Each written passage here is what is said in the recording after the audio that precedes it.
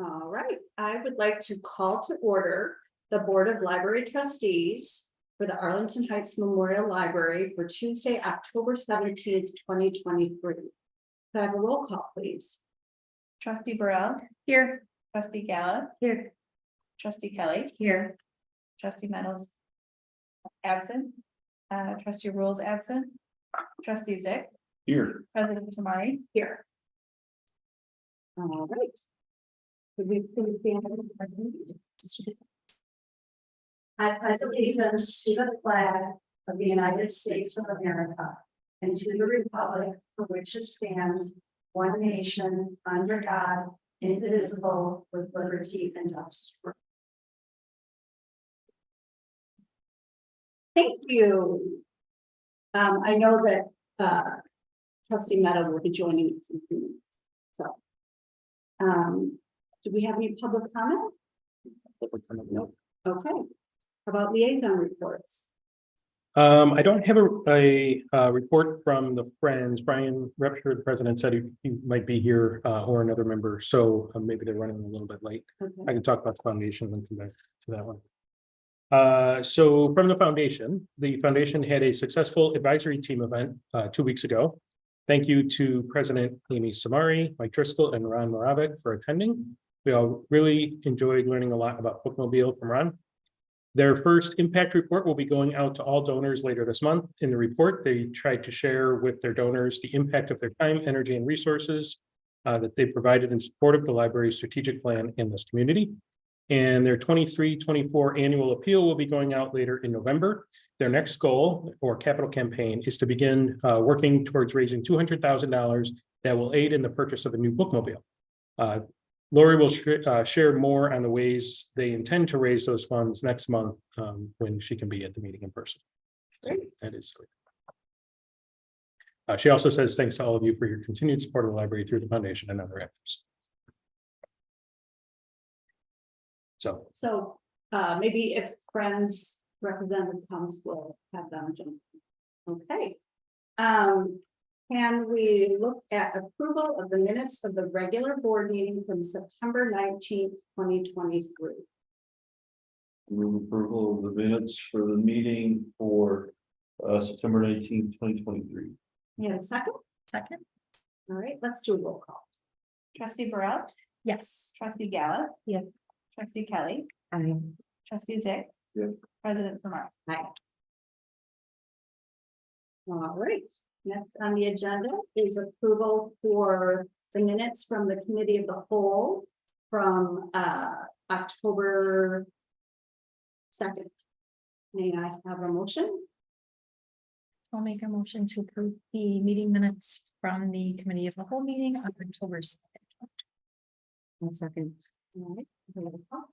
Trustee Burrell. Yes. Trustee Gala. Yes. Trustee Kelly. Aye. Trustee Zick. That's President Samari. Aye.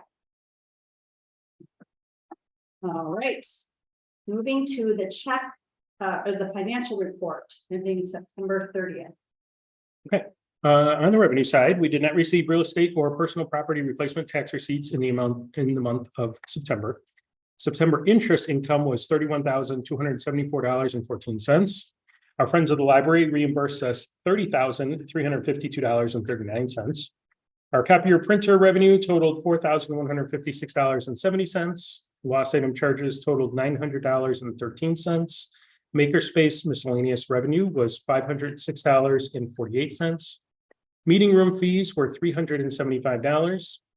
We collected non-resident card fee revenue in the amount of $237.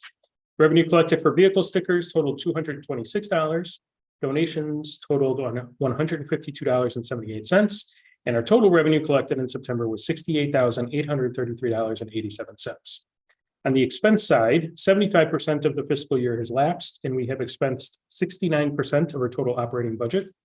The favorable variance to date is $998,155, and 18% of our total capital budget has been expensed as of September. We recently learned that the chillers and the cooling towers project that we approved for 2023 will in fact be delayed. We talked about it when we approved moving forward with that project. Due to manufacturing, it's going to be in 2024 that we receive those. So Tracy will be talking about that a little bit in the capital part of our budget conversation a little bit later. That is all I have for the financial report. All right. Now, moving on to the review of the check register. Okay, I had a few checks here to go over. On page 2, check 101336. This is also on page 24. The vendor is CFRA. The amount is $6,200. It's split over 2 checks. This is a 1-year digital subscription to Market Scope Advisor, which helps users stay on top of changes in the markets to make informed investment decisions using industry surveys, stock reports, mutual fund reports, etc. $5,683.33 of that on page 2 is a prepaid. So that is prepaying for 2024. The balance would be for the rest of 2023. So that's just split over 2 years. On page 3, check 101316 to AHML. It's a MasterCard charge for Tide cleaners. It's in the amount of $524.25. That is a dry cleaning fee for 75 Kids World canvas bags, which are utilized during various programs, outreach, stuff like that. And they get a little dirty. We dry clean from time to time. On page 5, check 101442. The vendor is Takeform in the amount of $793.36. That is a deposit for 2 wall organizers for the Kids World Refresh Project. The total cost will be $1,815.76. On page 6, check 101306 for to acrylic fabricators and Clear Industries in the amount of $1,237.58. That is for plexiglass sign holders for our paperback spinners. On page 8, check 101321 to AVI Systems in the amount of $49,022.28. That is for the AV equipment for our Hendrickson room replacement project. That is funded by our friends. So we'll put that money out and then friends will reimburse us for that. On page 11, check 101372 to Impact Networking in the amount of $2,419.41. That was for maintenance on our staff and public copiers and printers. That is under the terms of the service agreement with Impact. And so there are individual lines that with separate invoices for service on machines in different areas of the libraries, but that total is $2,419. And then on page 13, check 101319 to ASSA Abloy Entrance Systems in the amount of $4,799.95. That is for the replacement and repair of a gearbox assembly and broken springs on our core sliding doors on the north side. So they were not working, so they had to replace the gearbox in there. That is all the questions I had on the check register, but can try and answer any other questions if you guys have anything else. Does anyone else have any questions? No, then may I have a motion? Right, and I'm in the format of getting the old. I know. Yeah, I thought initially. Thank you. Good. I move approval of the accounts payable check register for the Arlington Heights Memorial Library for September 30th, 2023 in the amount of $1,280,574.88. You have a second? Second. All right, let's go, please. Trustee Burrell, Yes. trustee Gala. Yes. Trustee Kelly, Aye. trustee Zig, Yes. President Samara. Aye. Have we heard anything from Cook County or from, I mean, we haven't even gotten our tax bills yet. Yeah, there's delayed one, but not in the next year, the way they were last year. Okay, so we're thinking, oh. Got it. All right. Moving on, the executive director's report. All right, so we have a lot going on in October. I'm not going to cover everything in here, but if you guys want me to highlight something that I don't highlight, please feel free to call it out. On the first page, I want to let you guys know that we moved our call center. Our call center was located on the first floor, about in the middle of the building. It's been there for almost 11 years. We moved it now to a new location, basically right across the hall. the old program space. So our programs moved to the old ESL office, and then our call center moved upstairs. And we did that to give them some more space so our staff, the rest of the department could be together, not the entire group, but supervisors and the other librarians could be in this larger area. So this really was for greater collaboration and just to bring better service to our customers. Also on the first page, our Makerspace Culinary Advisor, Brian Basaggio, piloted a new drop-in kitchen program this month called Talk and Taste. So customers are invited to stop in and chat with Chef Brian about any culinary questions they had while sampling some of his cooking. 10 customers stopped and were lucky to sample September Street biscuits with honey butter and bacon jam. And then moving on to the next page, at the bottom. Our genealogy librarian, Eddie Christen, launched a new and flourishing local history program series focusing on the history of Arlington Heights landmarks. The first in the series recounted the F.W. Mueller carbonated beverage factory located at the corner of North Vale Avenue and West Fremont Street. This initial program served 28 interested attendees who asked engaging questions and patiently anticipated the next new landmark to be discovered. Then on the next page, our info services supervisor, Megan Butera, hosted an inaugural meeting of the Path Makers meetup group at the Maker Place. The networking group is focused on fostering peer connections among small business owners and entrepreneurs. 12 participants represented a wide range of businesses and expressed a high level of enthusiasm and appreciation for the new monthly program. At the bottom of that third page, OBOV outreach kicked off with a lively pop-up table at the Arlington Heights Farmers Market. Visitors had the chance to enjoy 1960s music, enter a raffle for a chance to win a Sam Cooke vinyl, and grab carefully curated recipes inspired by the Two Lives of Sarah, among other exciting offerings. And on page 4, library staff and Makerspace volunteers answered the early morning call to assist in making WGN's Around Town live broadcast a big success the morning of Wednesday, September 13th. The live TV segments during the WGN morning news broadcasts were planned to air in advance of the Maker Place's second anniversary celebration on Sunday, September 17th, helping showcase the Maker Place to a wider audience. And let's see. Moving ahead to page 7, to the One Book barbecue party. To celebrate the Two Lives of Sarah and the 10th anniversary of the OBOV, programs and exhibit staff worked hard to plan a large-scale community barbecue party featuring themes from the book, community, food, and music. 325 residents came to Recreation Park on September 23rd, a beautiful and sunny Saturday, to enjoy food trucks, one of which was a Black-owned Aunt Tina's Sound Bites, Drip and Culture, corn from the American Legion, and free barbecue samples from Porky's in Arlington Heights. DJ Jill Hopkins was the soundtrack for the day, playing 60s soul and R&B music. The Jesse Wade Tumblers provided jaw-dropping entertainment that day as well. Yeah. Arlington Heights Community Organizations Wings and NWCASA tabled at the event and provided information regarding the resources they provide to the community. And at the bottom of that page, Harmony Fest. Staff members actively engaged with 390 participants at the 2-day Village Festival, Harmony Fest, encouraging festival goers to learn about the OBOV selection and associated programs.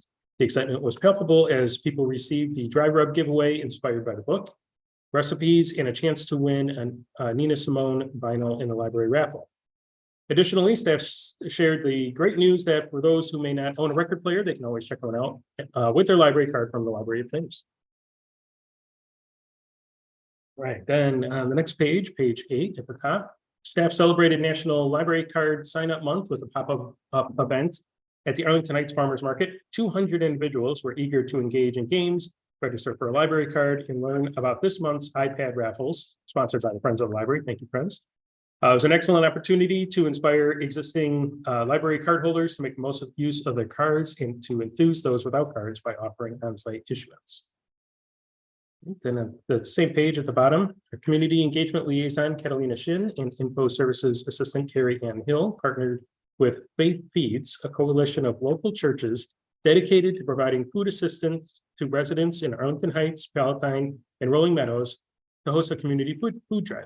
Although, through their food pantry and mobile pantry initiatives, Faith Feeds strives to address hunger in the community, and from September 8th to September 30th, the library was able to help support their mission with the community, donating over 600 unopened, non-perishable food items via a designated collection bin on the first floor of the library. In conjunction with the community food drive, Catalina was able to visit with community members benefiting from Faith Feeds Pantry. In total, 157 families availed themselves to the pantry services. And in addition to the groceries, they received giveaways from the library's newsletter, and information about our English as a second language services. Remarkably, 95% of the people in this community are English language learners. When you say in this community, like sorry. In the community that the Faith Feeds community, Okay, not Arlington. I just wanted to make sure. Yeah, yeah. I figured. It's very popular. If they're 95% of the community, does that mean they're all in the ESL program, 95% of them? Right.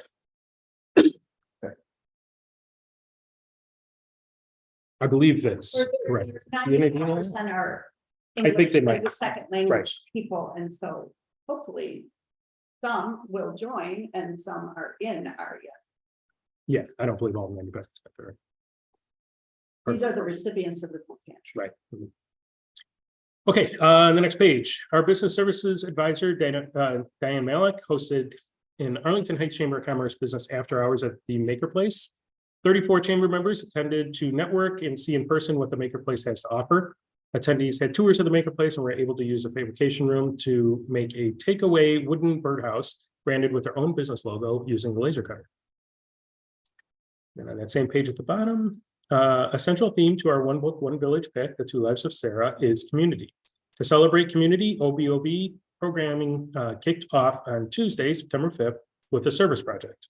12 community members worked together to make 8 no-sew tie blankets for children and teens in the hospital. The blankets will be donated to the North and Central Chicagoland chapter of Project Linus, a nonprofit that uses handmade blankets to provide a sense of security, warmth, and comfort to children. A second session will follow in October.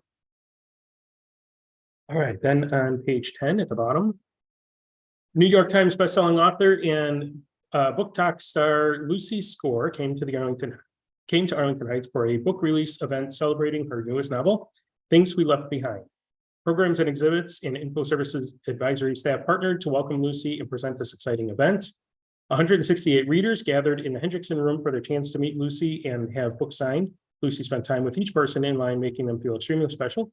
We're grateful to Bookstall for supporting book sales and a strong relationship with the publishers in the history of successful author events. Extra thanks to Lucy herself, who donated $1,000 to the library as a thank you for hosting her and the tour.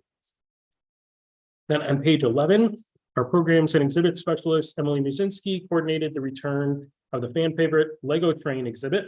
The Northern Illinois Lego Train Club pulled into the Hendrickson room the weekend of September 9th and 10th to greet almost 2,000 visitors of all ages that visited over the weekend. We had 1,144 on Saturday and 739 on Sunday. Attendees marveled at its construction and chatted with Lego Train Club members. Multiple families visited the exhibit both days to be sure to catch every detail. Yeah. All right, on page 12, the Maker Place held its second anniversary party on September 17th. The event was attended by 187 guests, some of whom would call themselves makers and some that just didn't know it yet. 10 interactive and demonstration booths dotted the Maker Place's floor plan. The event was a great success and has led to many return visits in the weeks following. All right, then the last page 16. This month, 403 new residents signed up for library cards. This is an increase of 19.9% over the same month last year. We had 336 that month. This increase seems to be due to a collaborative effort library-wide to promote library card sign-up month and multiple contests for new and existing cardholders throughout the community. Then, last but certainly not least, I want to say congratulations to Lisa Kovna. She's our finance clerk. She recently became a United States citizen. Lisa was a ESL student at the library before she became a staff member in 2022. She moved to Arlington Heights from Lutsk, Ukraine in 2018 and quickly took advantage of the many services the library had available for its customers. She worked hard with her tutor to prepare for her interview and exam, and she's very proud to now hold the same rights as an actual lessons. So congratulations to Lisa. Sounds like a newsletter little promo. That's pretty awesome. That is awesome. And it was a good excuse to have a little part. Anything I missed in there? Couple questions again. Yeah. Yeah, I'm 16, the educator card, so. I mean, this was, I remember when we put this together, this was a great program now, but. You've got numbers down, you're talking about District 25 school, you got these numbers down here, 434 renewed. That's not all District 25. Or is that all District 25? You know, I don't know. I don't think, I can't imagine it would be. Yeah, I'm just kind of curious. I wrote down the word percentage. I'm curious how many 20, I guess 25 is included, 214 also. How many actually have these cards and how successful it is? Because my guess is it's a high percent. It's just maybe knows more than anything.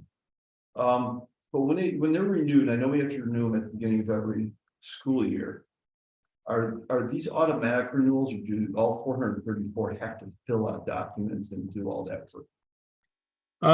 You know, I don't know. It's not an automatic renewal like our residents. Oh, I'm sorry.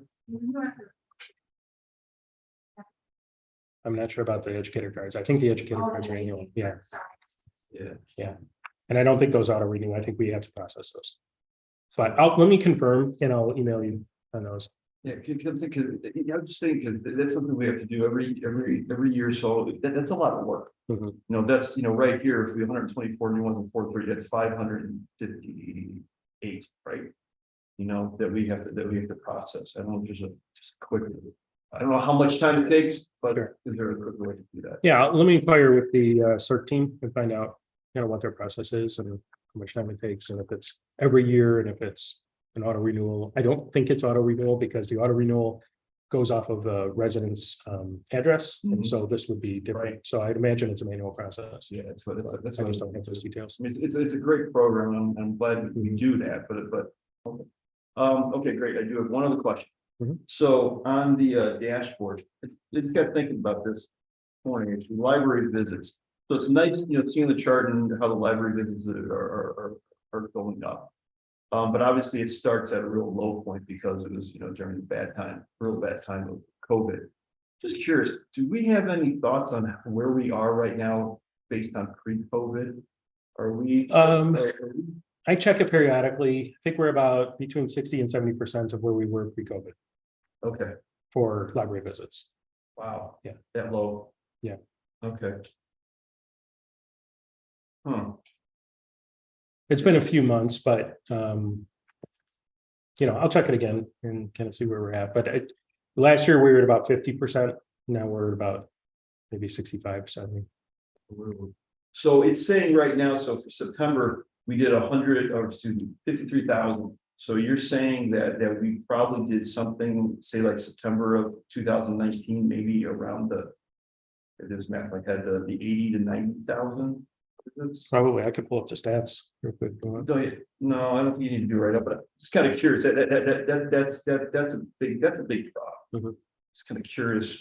We got a handle on why it's that big drop. Well, I mean, if you look at like the program attendance, and we look at the number from last year, I mean, we're seeing a 41% increase over last year.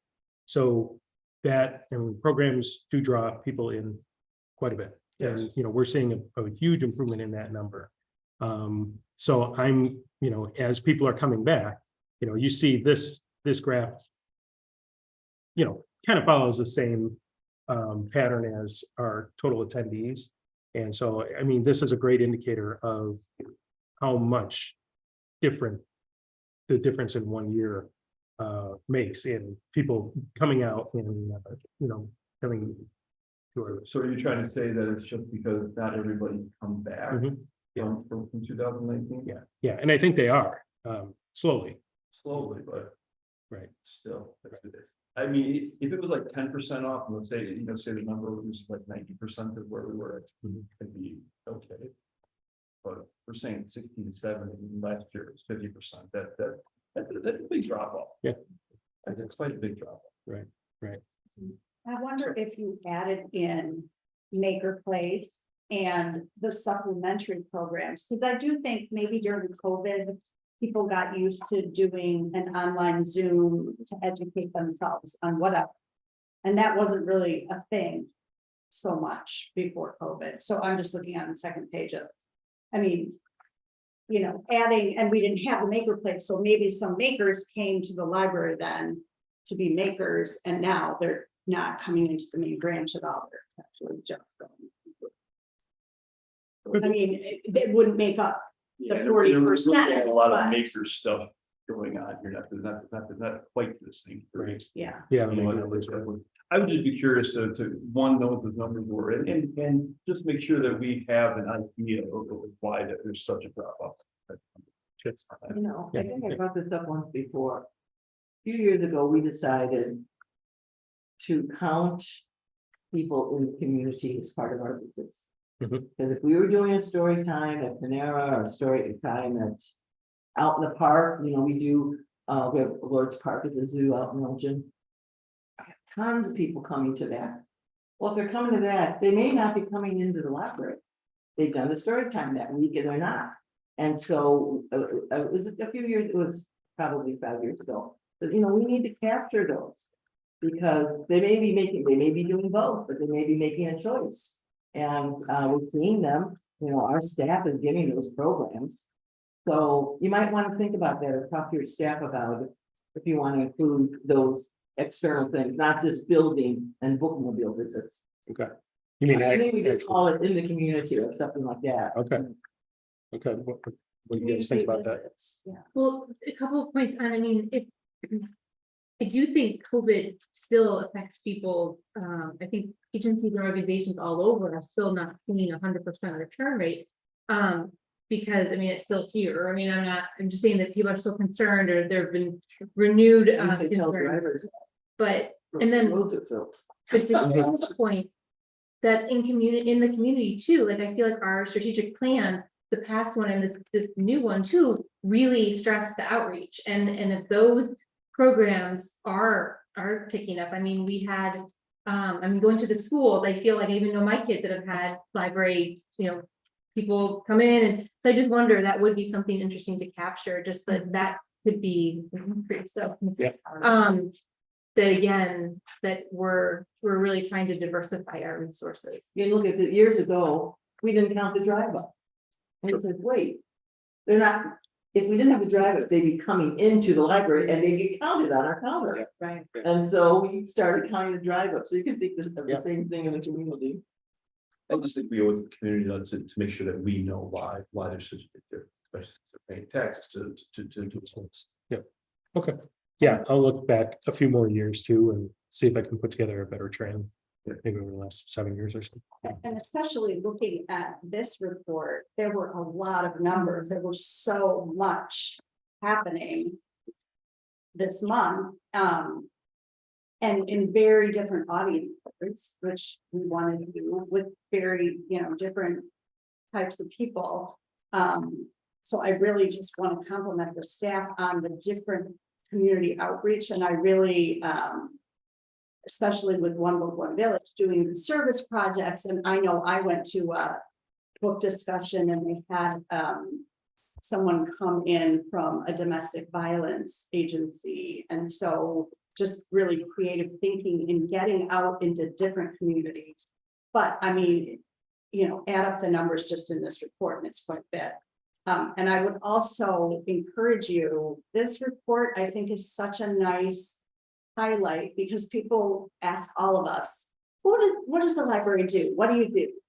And just to see this, maybe on the website where you just click executive director's report and you see all the things that are happening, because I do still think some people think of libraries as books or a place to go study. Now they might realize that there's a maker place, but all this programming, I think people still don't always understand. And so an easy way to look at this is an easy way for people to say, oh, I just got my tax bill. What in the world is the library spending my money on? And then you can look through this and see, wow, I should do more at the library. Right. And thank you. All right. Moving on to old business, looking at the adoption of the 2023 tax levy. All right, I would invite Tracy Sarah to the table. Go over.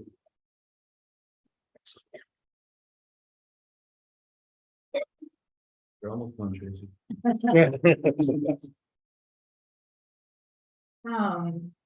Yeah, so I have very little to say about the tax levy item on the agenda. Really, very little has changed. Just, the split in the buckets has just changed very slightly, and that just reflects our final personnel numbers in terms of what our final budgets for IMRF expenditures and social security and Medicare expenditures, and that's how we figure out what those buckets of the levy should be. So just the levy buckets shifted just very slightly. Nothing, no change in. So I'll make a motion, the Board of Library Trustees adopts the 2023 tax levy in the amount of $14,828,000. Second. A roll call, please. Trustee Burrell, Yes. trustee Gala, Yes. trustee Kelly, Um, trustee Meadow, Yeah, trustee Zig, Yes. president Samara. Aye. And I think, I know you all worked so hard and just to like squeeze every penny out of the budget. And I know that we're all really proud that we're not incurring an increased tax levy. I know that that's something that's important to all of us as stewards and community members. So thank you. You're working on that. All right, the adoption of the 2020. Okay, so also very few changes since the draft that we reviewed at the October committee of the whole. Just a quick note on format, because the budget we have in the board pack this time is now presented in a format that will be used when the village actually goes to print and publish our budget books. So the only exception will be that they'll update the account numbers just to reflect the new unit ERP account numbers. So they're very, very similar numbers to what's in the pack. So that would be one change, but in terms of numbers, that will all be the same when it's printed. And it's otherwise laid out just very, very similarly to the schedules we've been looking at so far in our review. The only notable change on the operating side in this budget since the previous draft was that we amended the placeholder for the additional maker place staffing, which in the last version was at one new part-time position. And instead now in this final draft, we're budgeting to convert a current part-time advisor position to a full-time specialist position. So that's the new placeholder, and really the entire net dollar impact of that change is the addition of those medical insurance costs that we have talked about when we add a full-time person. So that's really the only operating impact that's notable since the last one. And I know we talked a lot about medical benefits last time and we pushed those down to the department. So I shared, Mike and I shared a memo giving some examples and some more explanation around that. So I don't know if that answered everyone's questions or if you have further needing for further clarification. I just had a comment on that. That was super helpful. So thank you. One comment I have is that it seems, and I understand that the village does this for us, but they budget the insurance based on the beginning of the year. You know, say we budget for 100 full-time staff members, but say during the year, there's a couple, 6-month periods that maybe we're 2 people short. I think in a business, we would pay the health insurance company, the exact dollar amount of the staff that it's currently working. As I understand it, tell me if I'm wrong, we pay the village that number divided, at the beginning of the year divided by 100 people, whether or not we have 100 people or not. Yeah. So I guess I would just encourage if you can have conversations with the village to actually get billed on real numbers and not estimated numbers. Yeah, no, I agree. I think it's fair. I know exactly what you're saying. I think it's a fair point. And definitely put it on my list for sure. Right. Yeah. And then the other thing that Carol has brought up, and I know we've talked about a couple times, is we don't have a lot of places to cut in personnel. We don't want to cut personnel. We want to offer great benefits and we want to offer great salaries. And so if there's any way that there are certain staff members that might have insurance opportunities through their partner or through their parents. And offering an opt-out like other companies or perhaps libraries do, I think would be a fabulous option. I really hope we can make that happen next year. I mean, the village should be doing it too, honestly, but, and I think we will save money, as Carol has mentioned several times, so. But otherwise, that looks great. Right. And yeah, we have started to look very preliminarily at that, and we shared that with comments with Lisa Hackett. So together we'll definitely get figure out put it on together. Thank you. So that's all I really have on the operating side. Then on the capital side, we had mentioned at October committee as a whole that we'd be adding a couple of things to this draft in the as the final draft, since we had gotten that information kind of right as we were going to that October committee of the whole. So the first one of those was adding a $64,000 placeholder in the admin department. Again, this is capital for the partnership with the Arlington Heights Park District on a new Belmont parking lot. That was in the approved 2023 budget, but we didn't pursue that this year. And so just shifting that conversations, I think, begun again. So we're shifting that to 2024. What percentage of that are we paying? We don't have an MOU with them. We're going to be talking about it at the joint breakfast meeting coming up. So we talked about it a little bit. We have some preliminary numbers that we're going to be putting together for an MOU, but that was something that the two boards have to kind of decide on. But it's, By the way, so we are having that meeting? yeah, Because I got a cancellation. I got, The 28th. yeah, the 28th, but I got a cancellation. On that. It's on the 28th at 8 8. AM. Okay. they're all. Yeah, I mean, it's on my calendar, it says canceled. It was just someone had sent it and then another one had sent it. So one was. Yeah. One of the. Oh. But I don't, that's the only one I had. Maybe you didn't accept. Okay, we'll resend it to you, make sure. I mean, I'm gonna be out of town. I know we have them too. So I think they will do like the time. On that weekend. So to your point, yeah, I do think we need a discussion. I think we need. I'm curious as to whether or not that project's really going to happen in 2024. I know that they got a $600,000 grant from the state of Illinois and they have $200,000 from their foundation. I have no idea how much that project costs though. And in terms of that, I mean, on the plan, it was a 16 car parking lot. So yeah, I'd like to hear about that. And even, you know, if we're gonna pay, I'd love for certain events that we have to maybe have complete takeover of the parking. I mean, you know, Yep. that'll be a discussion. Yeah, so that's where we want to get this is a perfect topic for that joint breakfast, and we can hash out some of those details. Last year was kind of a high level. They did not move forward with that project this last year because they were looking for the additional grant. But it sounds like they're going to be moving forward with it. 2024. So we just wanted to have that in the budget. Okay. So Administration, that's the, like, I was kind of confused about where, so that's under administration, not under like Maker Place or a different part of. no, it's some of those larger projects we put in administration. It's a Okay. general fund, Okay. kind of like I think Kids World is in there, stuff like that. So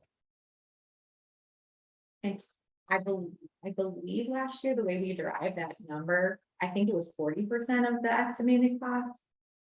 At, you know, and it was just a very rough estimated cost, but I want to say it was 40%. Yeah, because I remember us having a big discussion, but I don't remember us ever having the outcome. right, yeah, I think it was 40%, and they would pay ongoing maintenance on it. We would not be responsible for ongoing maintenance, but we'll bring that to the breakfast, you know, for kind of the points to start from, and then the boards can discuss. Just to kind of clarify, I think it's just it's a placeholder that we approved this amount just to, as a starting point. It doesn't mean that there are any contract, we don't have any like set in stone It's just that the max at this point for the budget to be spent once we. do we have the opportunity then to, or the mandate to vote on that? Yeah, this is just putting this in the budget Right. for. But I mean, yeah. Yeah, but so, as a line item, yes. Yeah, so what we would do is we'll do an MOU that both boards will agree to at their respective meetings. We'll negotiate the terms first and then bring back an MOU. Once they're ready to move forward with that project, we'll bring back a proposal to say, this is what we're going to do. This is the attached MOU that we've agreed to.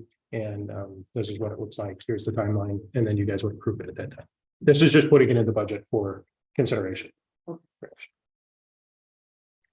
So then the second one we mentioned at the end of the October, how was that we were going to increase the placeholder for the interior renovations from 600,000 to 700,000. So we added that 100,000 also in admin. And that was just based on Mike's most recent conversations with the architects and how much they thought those items, those planned items would truly cost. We just bumped that up a little bit. Then and there, that includes the elevator, yes. yeah. The elevator, oh yeah, the elevator floors. Yeah. Yeah, we recently redid the doors. I don't know if you've noticed those. He took the elevator coming in, but we did the interior doors. Did you see them? Yeah. So we did the rails and the doors. So they're coming I back. was concerned about getting here. Yeah, got to do a little touch up still, but yeah, they look 100% better. And so, yeah, that includes the elevator floors, the 2 restrooms up here, the hallway, the vending cafe up here, a potential to add a gender neutral restroom. And then at the core entrance, redoing the tile down there, the 2 Kids World restrooms. I think that's a majority. Then a couple other minor things. So then in addition to those, there was a third more recent change in the capital budget, and that was what Mike alluded to earlier. It is sitting in the facilities capital budget of 60-20, and that was related to the chillers and cooling towers project that was budgeted originally for 2023. But we very recently found out that lead times are going to delay receiving those items, so we can't complete the project this year. So what we did is we updated what we projected that we'd spend this year and shifted those dollars into the 2024 budget. So it's very similar how we handled the Kids World project. If you recall, that kind of changed very at this time late in the game last year, and we just updated the projection, shifted those dollars, and that's exactly what we're doing here.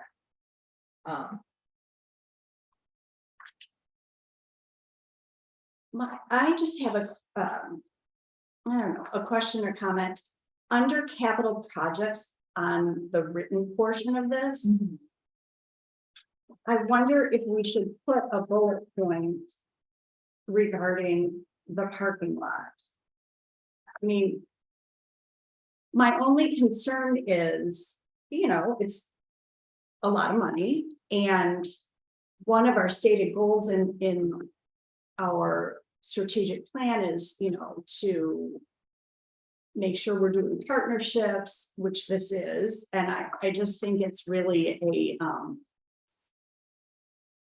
I don't want it to get lost in the shuffle. But I understand that we're not sure if we're going to spend exactly that much, and we're not sure. So maybe it could be a bullet that is very sort of general, like, I don't know, what does everyone else think? Are you talking about this report that goes to that goes to the village board?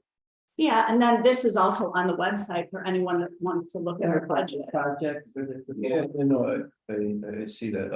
Yeah, because I don't know, I just always viewed this thing as it's kind of something we have to have and type of thing. It's not the end all on what we're doing, but having said that, I mean, yeah, we want to throw something in now on. Yeah, we I can, think as a Joe Public, it's the only way you can find out what the library is doing with your money is to, click on that. I mean, you could use the word potential, Yeah. potential joint parking lot with park district, stuff like that. Yeah, I mean, I just feel like it's a nice partnership. It's part of our strategic plan. We're spending money on it. yeah, we'll add it. If that makes sense. Is there a Okay. desire to also add anything about the chillers and cooling towers, or since that would have, I believe that would have been in the narrative. Last was year, in the since we narrative found it last like, Yeah, it was. that would be confusing. Yeah, and the parking lot was not in the narrative last year, so I would love for it to be somewhere. Carry them all over, Pardon? carry those over to the chillers and then, Well, no, I don't think it's Gotcha. necessary. What I'm saying is that's another reason I think the parking lot, it just should be somewhere. Yeah, because it was added very late last year, so it did not make it into the narrative, but yeah, I think. So those are the three changes on the capital side. And finally, the last change to the version we looked at before was that we calculated the amount budget for a transfer from the general fund to the capital fund. So you can see that on the summary page. We calculated that at $825,000. So you might recall that when we're looking at the long range fiscal plan, that we've been coming in favorable over the years, and it actually put our general fund balance slightly over the next end of our fund balance policy, over that 75% max. As it relates to next year's expected expenditures. So then based on that, we just want to move that excess to the capital fund, since we do, have plenty of upcoming projects, to justify utilizing those funds that way. Plus we doing engineering assessments too, we'll get an updated list of projects to work on. So then, once the budget is approved, we would just then plan to actually move those funds, during 24 budget year. And it's a reminder that transfer will have no impact at all to our total organizational fund balance. And then just going forward, we just continue to kind of do that type of analysis anytime we were trending towards that very max end of the range, and we calculate that out and do a similar. That's what I have for change up to the budget. I have one other question, and this is, I understand now that it's an internal thing. And I just have a question about it. So on the page that is facilities, like this, of the expenditures for facilities. The bottom line has total administrative support services. And I understand that those are the departments that report to you, Mike, correct? Mhm. Is that, it was confusing to me, again, to Greg's point, maybe nobody reads this, but if someone from the public is reading this, or, that's confusing to me. And then the comparable line, which I believe are the departments that Dana oversees, is on the page, the Belmont Makerspace page, where it says total user services. Like, is that necessary to have, or why? Can you explain why? Well, I don't know the history of why it's there. I'm an accountant, I like it, I like things footing and subtotaling, So it's, I do think about the departments in two groups that way. You do, The okay. 6-0, the group departments, and then Okay. the 6-4, I think of as service departments. Okay. They're really managed that way, truly, I think, day to day. is there any, like, I don't know, relationship, or, for example, facility or administrative support, the budget is 5.8% higher, the other budget is 4 or 3.4% higher. Is there any, I don't know, is there any thing that you're doing internally to? No, it's I'm not just- using those methods. It's just Very- like, Yeah. to think like, okay, our facilities Mhm. is this and our usage. It's Yeah. basically the public facing services versus the support side, and, kind of breaking those up into. Right. Just how much we're spending on the public service side, just how much we're spending on the, to support those services. It's a kind of a I historic get it. breakdown. Okay. I can appreciate that, the fact that it's at the bottom of a specific department is confusing, like maybe just adding a few lines of separation visually would help. I just didn't, I didn't know what it meant, but I understand. Okay. All right, anyone else? Then I move that the Board of Library Trustees adopt the 2024 Arlington Heights Memorial Library budget. With the stuff. With the both, with the increase for added verbiage. With Both the of them. narrative. Right. A second. You know, the roll call, please. Trustee Burrell, Yes. trustee Gallup. Yes. Trustee Kelly. Trustee Meadow, Yes. trustee Zick, Yes. president Smart. Thank you. It's a lot of hard work over a lot of months, I know. All right, the next item on the agenda is the adoption of proposed revisions to the human resource policy regarding alcohol and drug use. Yes, so Lisa Heck is joining us remotely. If you want to turn your attention to the screen. These are the two policies that we discussed at the committee of the whole meeting, but I will turn it over to Lisa to just kind of, if you want to reintroduce these or if you have anything to add. Yeah, no, I just want to say thanks for taking the time at the committee meeting to talk it through. I think you had some great discussions. Just as a quick recap, we the focus this year of updating the policies was really to make sure that they are up to date with current language, it's consistent with our other policies and verify they're in alignment with the law. And so the alcohol and drug use policy, there were 3 recommended changes when we talked about it during the committee meeting, and we incorporated those in the copy you have in front of you. Do you want me to call out what they were as a reminder? Sure. Yeah. All right, so the first paragraph of prohibited activity at the end of the line, where it says while on duty, employees working in the library location, because before it had just said employees. And so we clarified the on duty piece as being the key thing. The second one is the last paragraph of that first page, positions subject to drug and alcohol testing. There's the third line down, talks about regulations established by the Department of Transportation. We added federal to be at the beginning of that, just to clarify that it is a federal regulation, not state or something we want.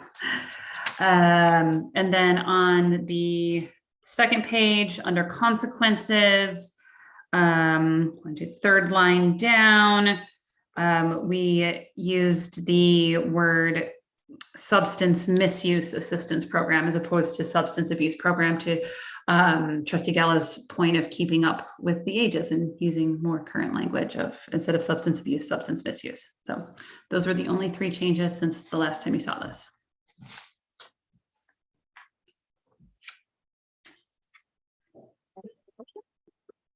And the Board of Library Trustees adopt revisions to human resource policy, alcohol and drug use. Second? Second. All right, let's do a roll call, please. Trustee Burrell, Yes. trustee Gallup. Yes. Trustee Kelly. Trustee Meadow, Yeah. trustee Zick, Yes. president Smart. Okay, moving along to revisions to the human resource policy regarding progressive discipline. Yeah, no, I'll talk to Lisa. All right, so same thing I said before, except for the progressive discipline policy. For this one, when we spoke about it at the committee meeting, there was just one recommendation that you all had. So we incorporated that, and that is at the end of page 1 under step 1. The very last sentence, the supervisor will prepare and maintain documentation. Before it just said the supervisor will prepare, and then we had that conversation around whose responsibility is it really for making sure that the record retention. So we added the prepare and maintain piece of the document. That's the only change. I'll make a motion, the Board of Library Trustees adopt revisions to human resource policy progressive. Roll call. Trustee Burrell, Yes. trustee Gallup, trustee Kelly. Aye. Trustee Meadow, Yes. trustee Zick. Yes. President Smart. Thank you, Lisa. Thank you, Lisa. Thank you. Thank you. All right, the Kids World Refresh Project Update. All right, I have some pictures to share. So what your eyes, Amy? What's that? Down there. Good. It's a very organized chaos now.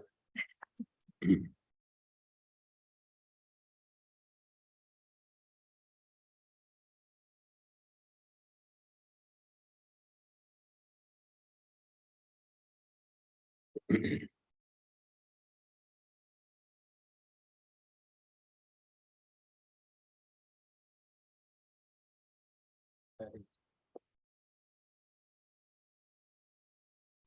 yeah, so wanted to just kind of run through some pictures. We are moving along on this project quite well.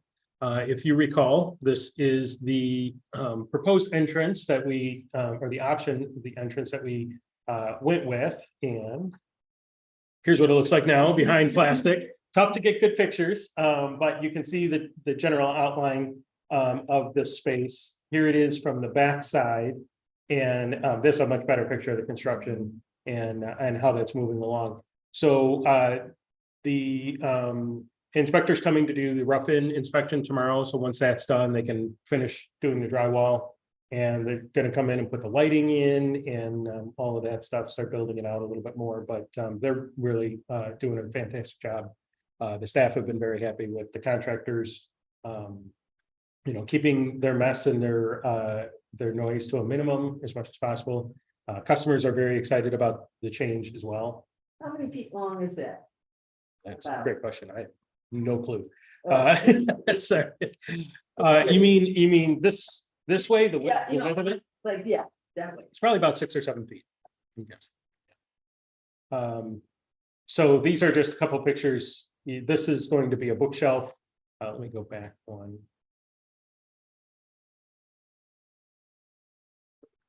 Oops.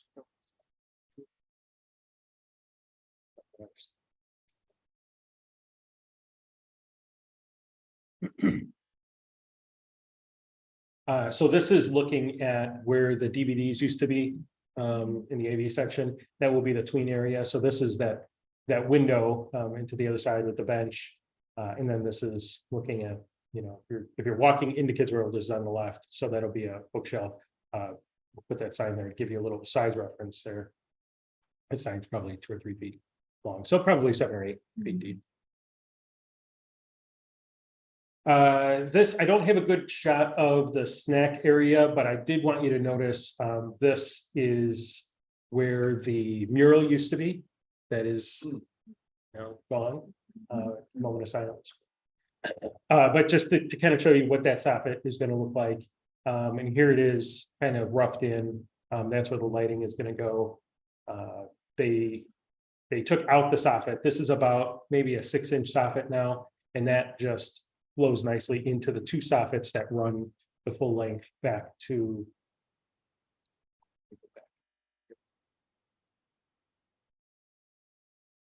So these 2 soffits we did not remove because it would have implications with the rest of the ceiling. So we left those and we carried that then over into this soffit. So you can see this one as it comes along, it's going to just be at that same level. And Mike, is that where the interactive? The interactive here, stuff is will be that further back in? here. Okay. Yeah, so this is just kind of as you walk in, the snack area is to the left over here. The Everbright is going to be right back here. So our objective when you walk into the space was, you see that Everbright, Okay. it kind of draws people in. That's kind of framed. By the- Yeah, exactly. Yeah, so this aquarium that's currently here is going to be moved. That's going to be over by the snack area. This is the new restroom and the wellness room. So those are all built out already. You can see it kind of flows into the space just like it's always been there. They just took down the plastic, I think yesterday. So those are coming along nicely. Here's the tile going in. Nice. What are you putting in your wellness room?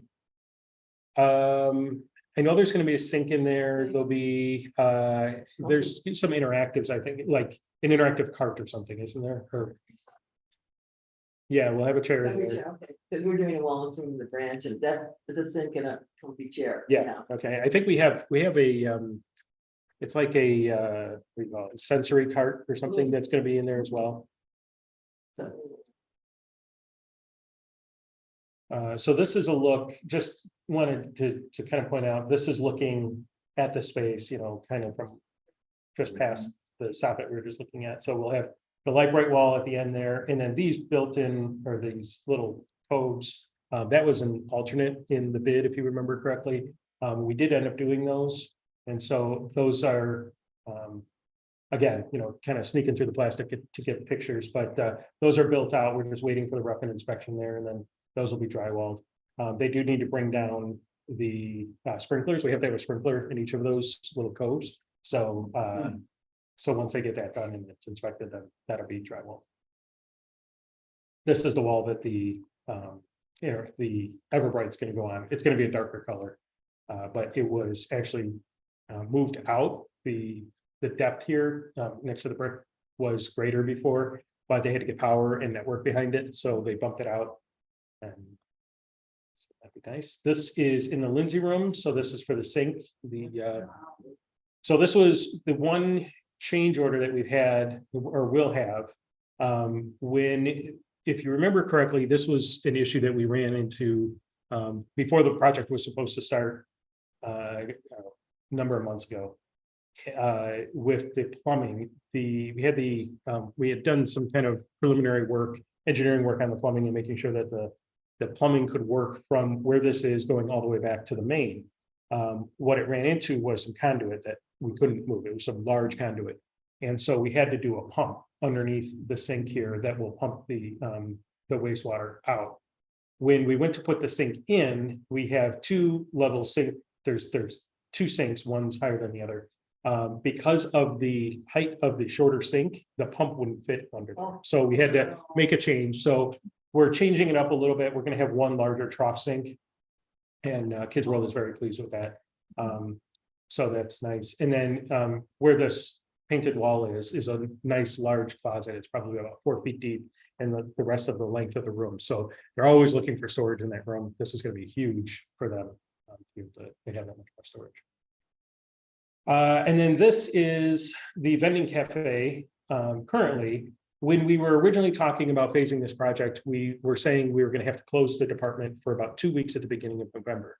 We instead opted to take out a section of the wall in the vending cafe, and that way we could move this part of the project forward and while keeping the department up. So we have no department closure throughout this project. And we're actually ahead of schedule on it because of doing this. And this didn't cut into our contingency money at all. So there was an allowance in the project for this. So this has been great.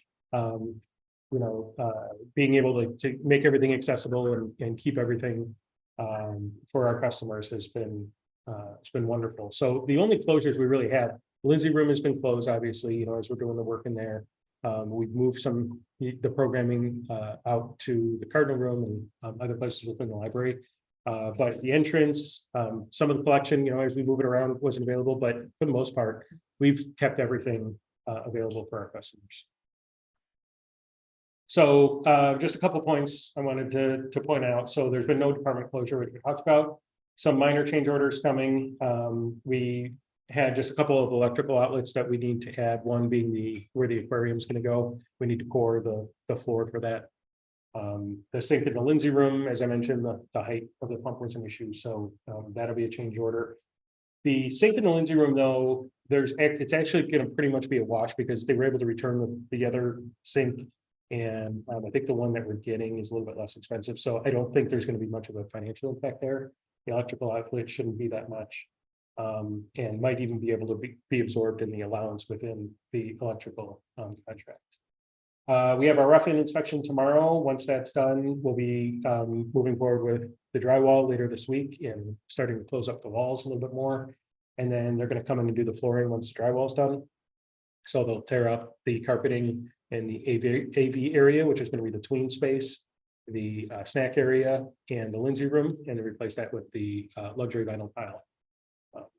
And the hub also, I didn't have any pictures of the hub. It's not a whole lot to see, but they did build out a small section in the hub to accommodate the conference rooms. We're waiting on the glass for that. Once that comes in, they'll be able to build out that conference room. So that's moving along quite nicely as well. Our original estimated completion date was November 22nd, 2023. I'm not going to say anything about that right now because I don't want to do that, but things are going well. Well, you already wrote it down. Yeah, I know. I'm going to regret. I know. So, but things are moving along nicely. Being able to knock out that part of the wall to keep the department open, moving the entrance up in the timeline really helps. You know, that really sometimes. So. So that's it for now. Do you guys have any questions about the project or anything? Yeah. So two things. First thing, bravo on the creative thinking of moving things around to keep the department open. I noticed that I think last week and very exciting. Second question, I know we talked about it and I can't remember where we landed. When we do the existing restrooms next year, the remodel. It's always bothered me, and I think we've talked about it, that the doors are on the back side. And if I remember correctly, Andy was saying, well, you have to like move a bunch of things around, but boy, I would sure love to look into that. Yeah. Yeah. We did look into it. We talked with the architect about that. They did do a plan to move them to the other side. There were a couple of things that we talked about with that, though. In doing that, you're changing around the entire configuration of the restroom. Therefore, all the plumbing has to change, all, you know, all the fixture locations, yeah. So that is a much more costly project. Not just the cost, though, having those doors open right out into the public space is not ideal either. You know, that was one of the things we did at the Maker Place, because those restroom doors opened into the public, right in that public space. We flipped them to be in a hallway. I realize being in a kids' world area, it's a little bit different. But it is something that we'll continue to consider. But, Or yeah, I just wonder if there's something we can do with like a mirror so that the staff can see back there a little sure. better. We do have cameras over there. Okay. Yeah. Any thoughts on that, Dana? No, we had this conversation, so. Yeah, now that you're mentioning that, I do remember. Yeah, you would have to like, it's not as easy as just moving the door, you have to move everything. Yes, exactly. Any other questions? Looks great. I know. Yeah, this very one excited. Behind it, I could see the, semicircle behind the plastic. Yeah, it's kind of cool. It's like, it's coming, and it's right there, you know? Well, I hate spending money on plumbing. It's more fun to spend money on like stuff. Right now. All right. Very good. New business. No, I'm just curious, how many people are able to attend the One Brooklyn Village? Anyone else? Oh, yeah. Yeah. All right, Other? other. Just a couple things under other, well, actually relating to One Brooklyn Village. I will be at the ILA conference from the 24th to 26th. Coming back that night, heading right to the OBOB event. So that is that same evening. And then just wanted to give you guys an update on the director or communications marketing director position. So we have gone through 3 rounds. We're in our 3rd round of interviews. We're down to a few candidates. We've had many great candidates, and I'm hoping to make a decision probably within a week or so. So, yeah, so it's moving along. Good. Anyone else? No? All right, I will entertain a motion to adjourn the meeting. So moved. Moved. Second. All right, all in favor?